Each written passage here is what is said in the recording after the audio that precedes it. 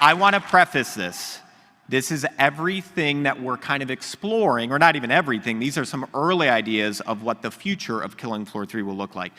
Those of you that might be new to the franchise, Killing Floor 1 and Killing Floor 2 have a very long history of post-launch content, right? We've been playing KF for like, what, a decade now? And we very much want to continue to support KF3 in very similar manners. So let's just take a brief look at what the future for KF3 could look like. Earlier, when the machine was kind of glitching out and Horzine took over there, or maybe a few gremlins got in the mix, you saw a very early playtest video of a future map coming that is this jungle prison. It's this abandoned prison kind of in a rainforest that Horzine is using to kind of politely get information from enemies of the state. Some of them may have taken an acid bath there, one thing that's really important when creating something is, can I smell it? Like, I usually know that I ask myself that. It's a good thing. And this goes for everything from enemies, like the Impaler, when I could smell his breath, I was like, just that, I feel that we're heading in the right spot. And when we started painting people in acid baths, I was like, I can smell that room, or imagine what it would smell like. How was it? Not great. Aggressive. So yeah, that's a fun thing for you guys now to think about. But then also exploring completely different parts of the globe, right? As we said, KF3, we wanted this idea of this dystopian future and how Horzine is growing in power. Where is Nightfall and the team going to be fighting Zeds? Once again, giant, nerdy, 40-something-year-old dad. I grew up watching John Carpenter's movies like religiously, and this is our love letter to The Thing and Outpost 31.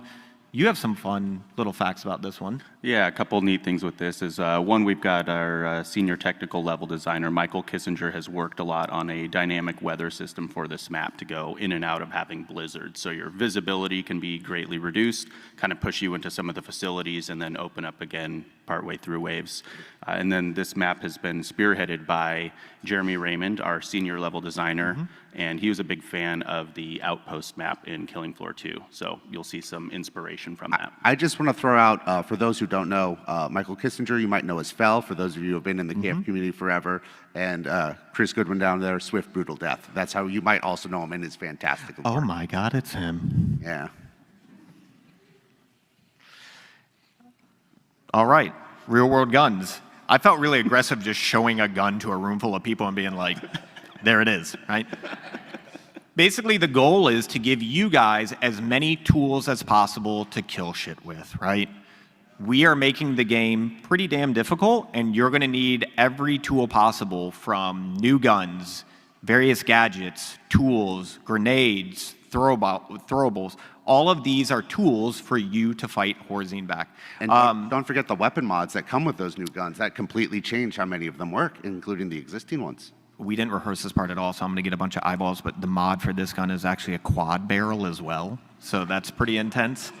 I also saw an animation just beforehand, one thing new, like you'll remember this gun from KF2, but how do we make it even better for KF3? I saw an animation Friday from our lead animator, Daniel, that has a half load and full reload animation subtlety. So it's like on a half reload, if you only shoot one of those barrels, you'll actually use your thumb to cover the unspent barrel when you flick it out.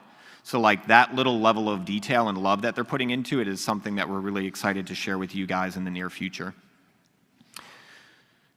I also just love this gun, so I was like, we gotta get this gun back in here.